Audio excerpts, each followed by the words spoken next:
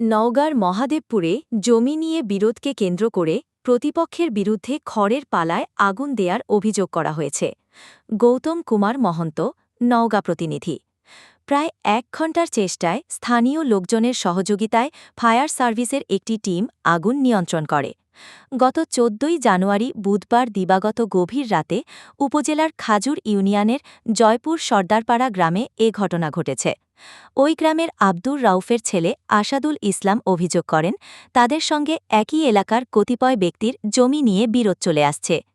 এই বিরোধকে কেন্দ্র করে প্রতিপক্ষের লোকজন তাদের সম্পদ বিনষ্ট করাসহ মাঝে মধ্যেই বিভিন্ন ধরনের হুমকি দিয়ে আসছিল।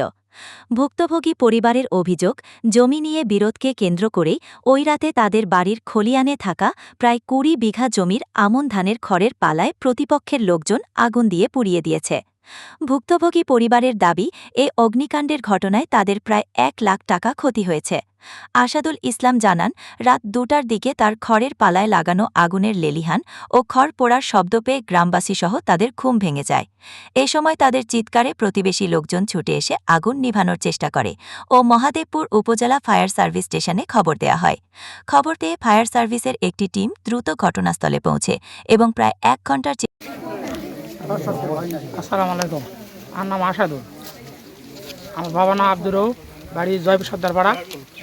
আমার একটু জমির ব্যাপারিয়া নিয়ে আমার এই খেড়ের পালাতে আগুন লাগিয়ে দিচ্ছে।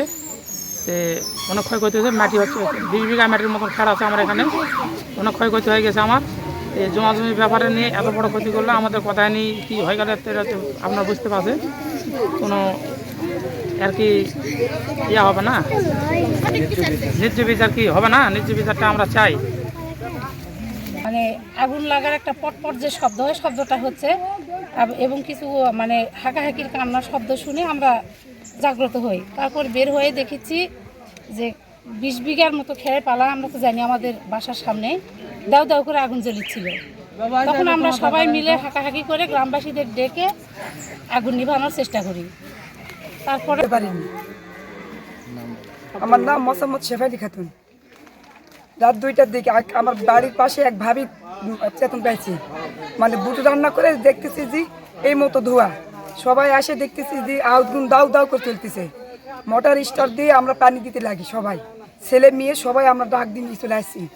তখন আমার মামা ছিল না বাড়িতে, আমার 2টা মামা ছিল এখানে। আসে দেখি সবাকে দাঁড়িয়ে নিয়ে আমরা মোটর সেট করে আমরা পানি দিছি।